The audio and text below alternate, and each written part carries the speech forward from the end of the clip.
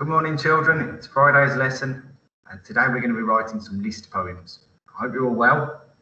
Some of you may have noticed that my clothes haven't changed in the last 3 days, but that's because I'm recording all the videos on Tuesday, so I do change my clothes. I hope you're all well, like I've already said. End of the week, so you can have a few days off, time to relax over Saturday and Sunday, and just do what you want to do. Have some fun. Like I've said, today's lesson is a list poem. So what I'm going to do is show you one that I've written, and then I'm going to write a new one with you, just to show you what to do. So here is a list poem. And our list poem is about what you might find in an explorer's rucksack. And as you can see, it's just written as a list. Okay, so we've got a comma, comma, comma, comma, comma, comma, comma, comma, comma, and then a full stop at the end. So it's 10 different things. So let me just read this one for you. 10 things in an explorer's rucksack. A sizzling sunbeam scorching the sky. The sound of rain splashing on mud. A rhino's footprint. A hat made of stars.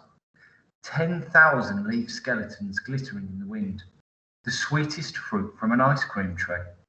A never-ending flapjack. The smell of jungle clouds. A feather from a soupy bird. A pair of very sore feet. I could have put a very pair of sore feet. But there are 10 things there that you might find in an explorer's rucksack. And I know some of it sounds like nonsense, but that's the great thing about poems. They don't need to make sense. They can be absolutely bonkers. So we're going to have some fun writing them today out the field.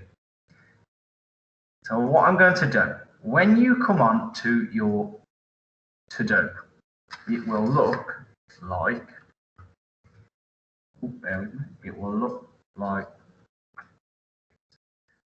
and on the side, I've got the things that you need to include in your poem. So we need 2 things we might see: the sound of something, some unusual clothing, a large number of something, so there were 10,000 leaves, something amazing growing in the jungle, something never-ending, it's a never-ending flapjack, the smell of something, something that a creature left behind, so it could be a feather, it could be a piece of hair, it could be a whisker, something to show that how you might feel or what you might have. So just for now, I'm going to put my first example up, and I'm going to write a new one with you.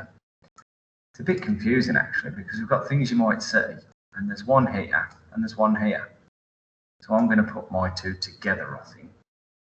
So 2 things I might say. Remember, we're going to have 10 lines because it's 10 things in the explorer's rucksack. Sizzling sunbeam scorching the sky. Can you hear the alliteration there with that? So I think I'm going to try and use some alliteration. I'm going to write a wonderful waterfall. So I'm going to have a wonderful waterfall in mind. A wonderful waterfall wandering. I know they don't wander, but can make it seem like it's wandering amongst, that means in between rocks. A wonderful waterfall wandering amongst rocks. That's the first thing that I can see. Put a comma there. Now the rhino's footprint comes down there. I'm going to put the 2 things I want to see together, one after the other. That just makes sense to me. Let me think. I'm going to have an isolated cave. We've used that in our writing already this year, haven't we? But I like it. A wonderful waterfall wandering amongst rocks. An isolated cave. You can have 2 things that you want to see. It doesn't matter what 2 things they are. Make them as interesting as you can. Make it exciting for the reader. Unusual clothing. Oh no, I need the sound of something first. I'm getting ahead of myself. So the sound of rain splashing on mud.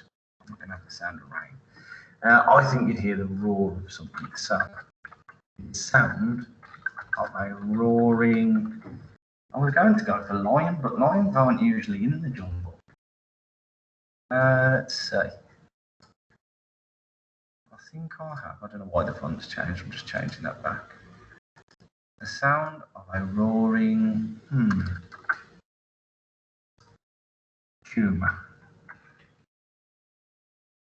echoing sound of roaring, but I want to make the idea more interesting. Echoing through the trees, through the branches, or through the branches. Right. Let's see how that sounds. The sound of a roaring puma echoing through the branches. So there's another one. Yep, another comma. Bless me, sorry. It's not going very well, is it? So I've got my two things that I can say. I've got the sound of something. Now I need some unusual clothing. So in my last poem, it was a hat made of stars. I'm going to go for, I think this was really useful, I was thinking of Harry Potter, an invisible cloak. Because then if you wanted to get close to things as an explorer, you could use an invisible cloak. Okay? Or would invincibility cloak be better? Because that just sounds like the cloak you can't see. An invisibility cloak, I think, would sound better. An invisibility cloak. It's an, because invisibility begins with an I, remember? Now I need, I've done that, I've done those two, I've done that one, I've done that one. Now I need a large number of something. So, large number of something. I'm going to have 1,000,000 fireflies. 1,000,000 fireflies. And what would they be doing? 1,000,000 fireflies dancing. I know they don't actually dance, that would be strange. But the way that they move sometimes could be described as dancing. 1,000,000 fireflies dancing in what, moonlight? I'm going to go for the night sky. Night sky. Okay. A wonderful waterfall wandering amongst rocks, an isolated cave, the sound of a roaring puma echoing through the branches. Through the branches of trees. 1,000,000 fireflies dancing in the night sky. What next? Something amazing growing in the jungle. Ooh. So it was an ice cream tree. I'm going to have the delicious fruit. The delicious fruit from, and the fruit is what's growing on the tree. So on the ice cream tree, it would be an ice cream, wouldn't it? The delicious fruit from I like jelly beans.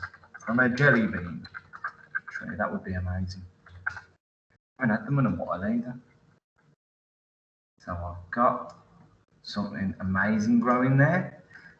Something that never ends. So something that you'd like to snack on, to eat, you could have in your bag as an explorer in a rucksack, and it would never end. Let's see, I'm going to have a never-ending,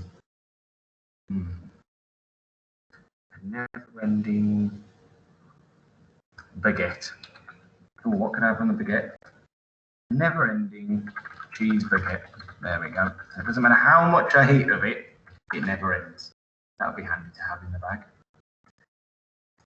Now the smell of something. So it was the smell of jungle clouds. I think this time, yep, I'm going to have the smell of damp leaves. Yeah, the smell of damp leaves. So it's like it's just rained. The smell of damp leaves. And explorers, I'm sure, would have that smell in their rucksack.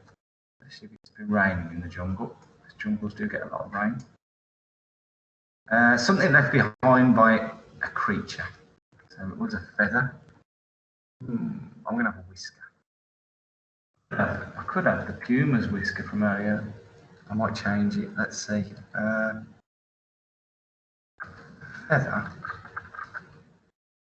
No, I'm not going to have. Not having whisker then, am I?